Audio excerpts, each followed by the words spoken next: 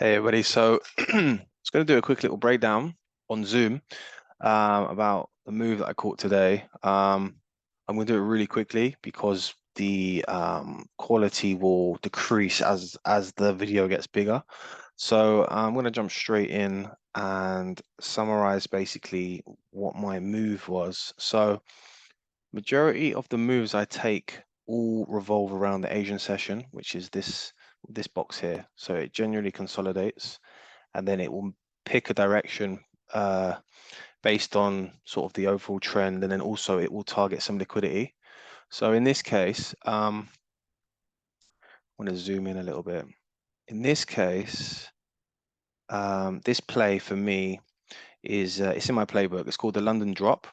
And basically what that entails is that basically the Asian session will range. And then once the London session opens, London will make a push towards something, normally liquidity, but I'll go through that in a minute. And then it will shoot off into the direction of the trend, which is in this case is up. So today this is exactly what happened. And then later on in the day, it came back, retested the Asian range here, and I got another entry. So I got another trade. So actually that comes under my other play, which is called the London push, which is basically when London pushes off, comes back and retests. So I actually got two trades today from my playbook. Doesn't always happen, but it's nice when it does. I'm going to jump straight into it on how I identify and why I took my entry, which is actually the main reason for the video. Is I wanted to go through my entry strategy in a bit more detail. For some people that are following my journey and they ask me, how do you enter your trades? I have a few things I look for. Okay, so the first thing I will look for is I will jump down when I come to the market around this time. I stay on the 15-minute first because what the first thing I'm looking for is some exhaustion. So that's the first thing I'm looking for. So I came to the market here. See, price had shot up and then it came down. So this candle here with this wick here had found support on what I had identified as basically a support here, which I'll show you also coexists with a breakout line from the previous day. So as you can see here, breakout line from the 18th. Let me just quickly allow it to show on my chart. There's another one there as well. There's two.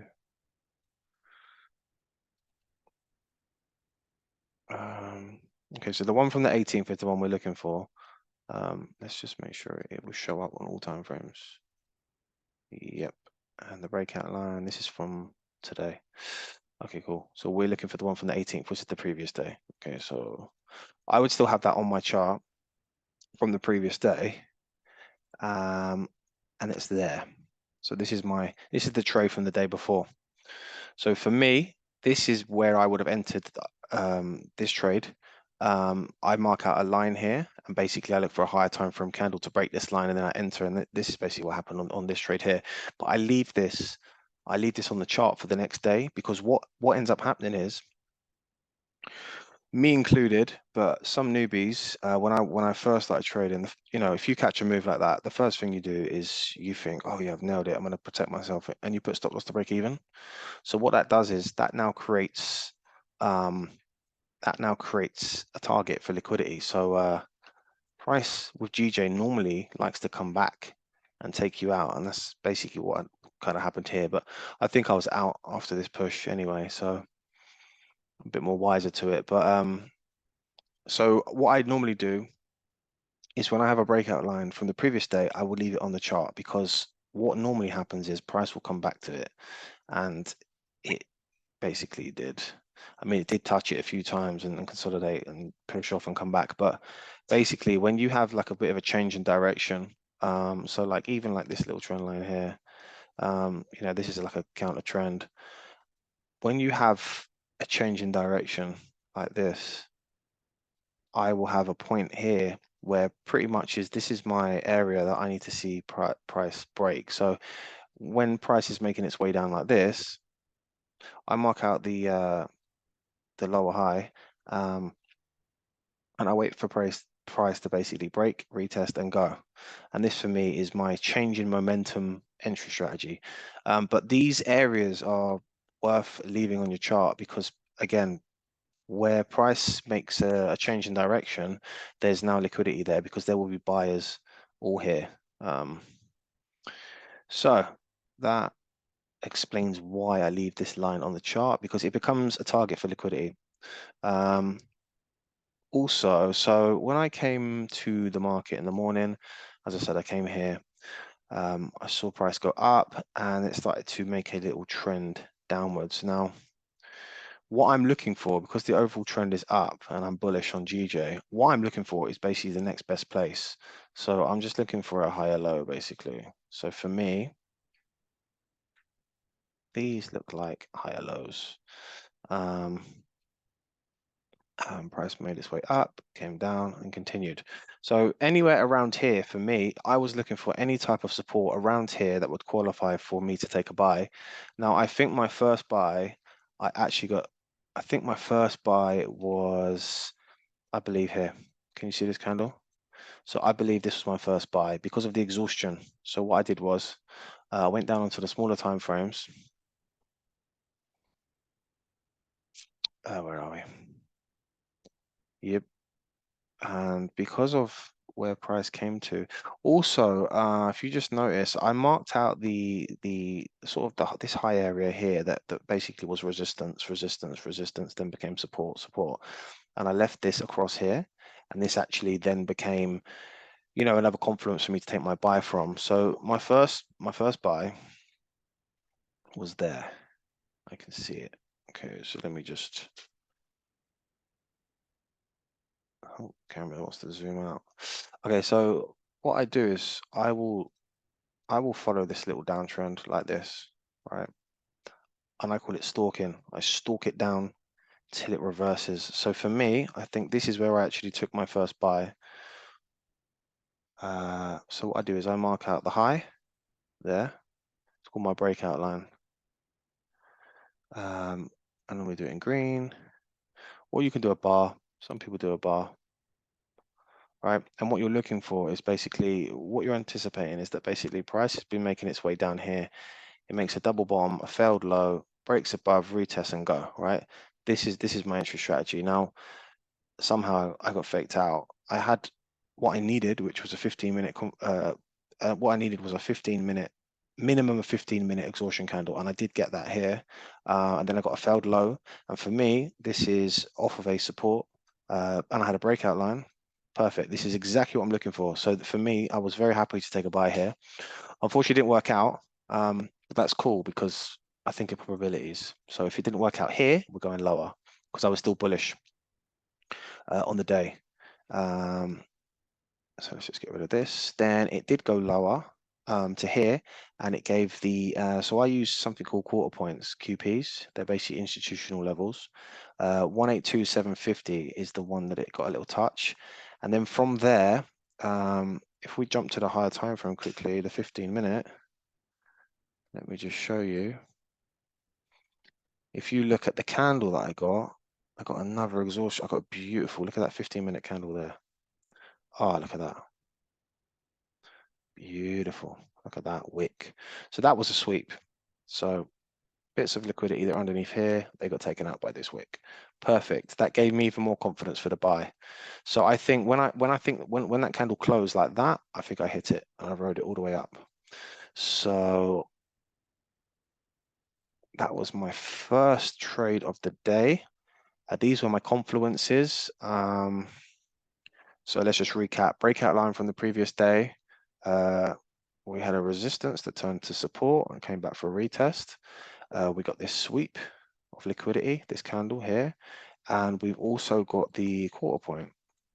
So for me, because I am bullish, I'm looking for buys, and I am looking for, you know, my playbook is that, you know, the Asian session will range.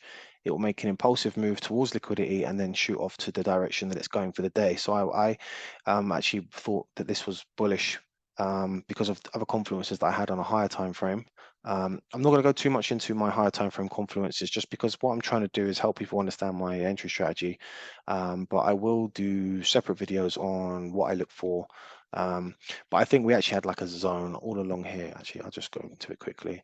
I think we had like a zone all the way along here that we were basically holding. And also another thing is that we started to make higher lows, and we were holding some type of sort of like the lows were holding across here going up, but that's for another video. So yeah, that's the first entry. The second entry I will go into quickly, and all right, so the second entry, I've never done two before in one video. Let's just try and wrap it up real quick. So my second play is I come to the market about this time. Asian session ranges like this, and then it might do a little sweep and then shoot off, right? This is called a London push, and then it will lose momentum throughout the day. It will come back, it will find support on top of the Asian range, and then I'll take a buy from there, right? That is another one of my plays in my playbook. And for intraday, I only have two plays. So it literally gave me two plays I'm very comfortable with in one day, which I was very happy with. And it's the same thing. I'm using the Asian high, and I also had the 183 flat quarter point, which is a whole number. I had that there as well. So I had two levels of support. Plus, I think we had a zone along here. Actually, let me draw the zone. I think so. The point of this video is to actually just show you my entry strategy. It's somewhere around here. There it is. Right. So yeah. So again, price has broken this this level. Come back, found support, and given me a nice little double bottom off of my Asia high and the 183 QP. It's given me a nice failed low there. Also, one thing to take into consideration is that if you look at my double bottom, in this second leg, which I call the failed low, we've got exhaustion candles, which tells me that the sellers who came pushing into here were basically starting to exhaust on this second leg, and they just didn't have much steam left in. So the buy here was pretty much a no-brainer. Also, if we jump onto the hour time frame real quick, just look at this 1 hour. Look at the exhaustion on those wicks. Look at them. Hold on. Look at that. Would you take that? Look at the exhaustion on those wicks. These are hourly wicks. Hourly wicks. Sellers are exhausted. They got nothing left. So, so that's why I took my second buy. 2 plays in one day. Very happy with that. The first play gave us 66 pips. I was out after 50 pips, and the stop loss was 15 pips. So all in all, that would have been a 4-1. This second move, I'm still in this and I'm holding, and it was 11 pip. So I'm actually hoping to take this up to, well, sorry, this chart is just for my journaling, but I'm hoping to take this up to the little bit higher. But I may hold this. And that's it.